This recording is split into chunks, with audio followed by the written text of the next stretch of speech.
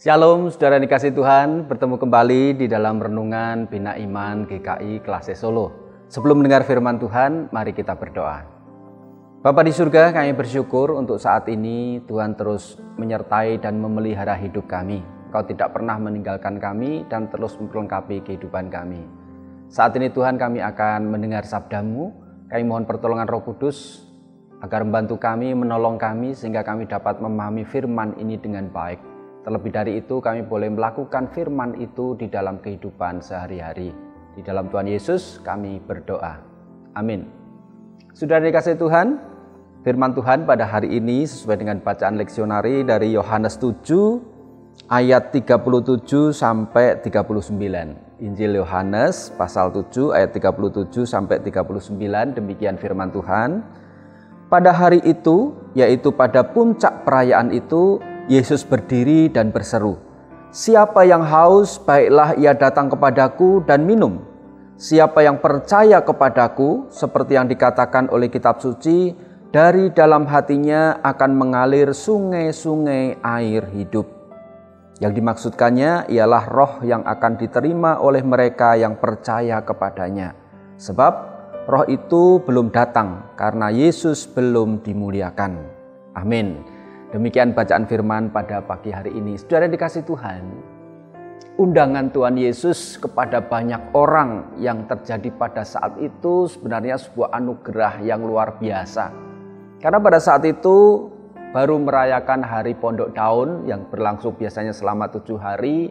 Mereka membangun pondok-pondok sebagai ucap syukur kepada Tuhan yang telah melimpahkan berkat melalui panen raya yang dilakukan. Dan pada puncaknya itu biasanya dilakukan pencurahan air dari kolam sulam masuk ke air di altar supaya berkat Tuhan melimpah, yaitu dengan turunnya hujan pada tahun-tahun mendatang. Nah, pada puncak perayaan inilah Tuhan Yesus mengundang orang-orang yang datang ke Yerusalem itu. Bukan pada air yang untuk pencurahan altar, untuk menumbuhkan gandum-gandum yang ada atau hal yang bersifat materi, tetapi Tuhan Yesus mengundang mereka untuk jauh lebih dalam lagi.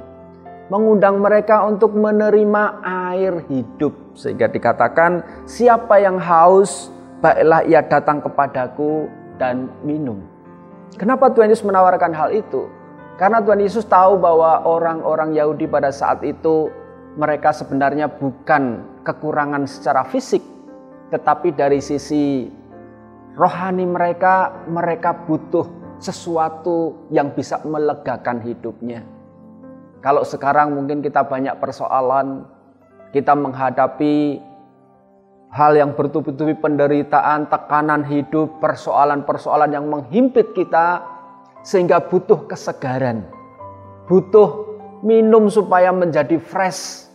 Maka Tuhan Yesus menawarkan hal yang baik, yaitu barang siapa yang haus, datanglah kepadaku, maka aku akan berikan air minum itu. Dan bukan hanya itu, saudara, dikatakan siapa yang percaya kepadaku, seperti yang dikatakan kitab suci, dari dalam hatinya akan mengalir sungai-sungai air hidup.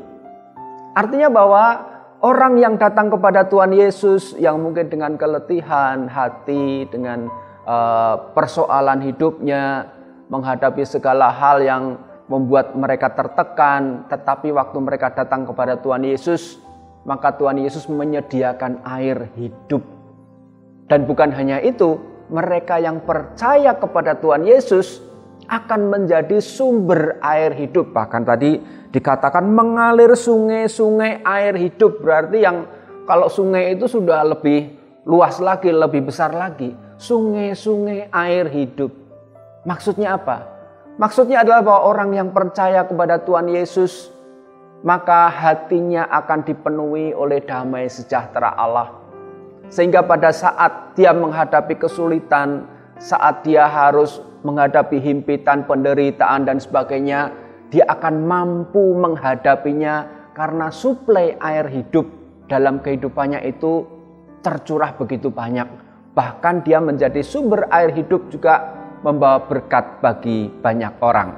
Nah, saudara yang dikasihi Tuhan, mereka yang haus akan kasih Allah dan merindukan kebenarannya, maka kini saatnya untuk datang kepada Tuhan Yesus.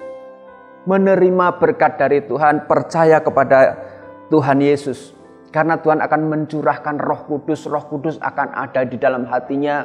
Dan dari dalam hati itu, dengan tuntunan Roh Kudus dan dengan kuasa Roh Kudus, kita akan bisa mengalirkan air kehidupan itu.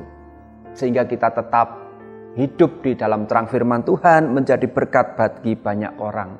Sehingga betapa indah menerima panggilan Tuhan Yesus itu, yang mengundang kita secara pribadi.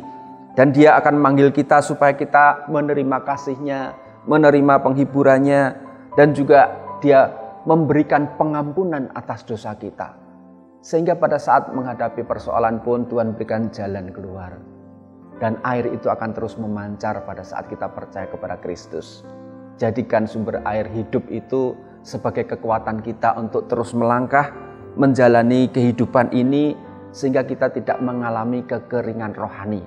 Karena Tuhan, sumber kehidupan itu telah memberikan air hidup dalam diri kita pada saat kita percaya kepada Tuhan. Kiranya Tuhan menolong dan memberkati kita semua. Amin. Mari kita berdoa.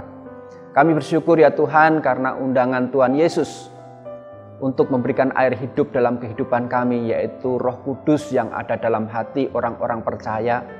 Kami percaya kami tidak akan mengalami kekeringan rohani pada saat kami percaya kepada Tuhan Yesus dan menghadirkan Tuhan Yesus dalam kehidupan kami. Firman-Mu akan menjadi kekuatan bagi kami, sehingga firman itu juga menjadi pegangan dalam hidup kami. Dan itu juga menjadi air yang hidup dalam kehidupan kami untuk kami terus melangkah menjadi kekuatan bagi kami. Kami bersyukur kepadamu dan berkati agar hari ini kami boleh menjalaninya dengan baik, dengan sukacita, dan Tuhan terus memelihara dan menyertai kami. Di dalam Tuhan Yesus kami berdoa. Amin.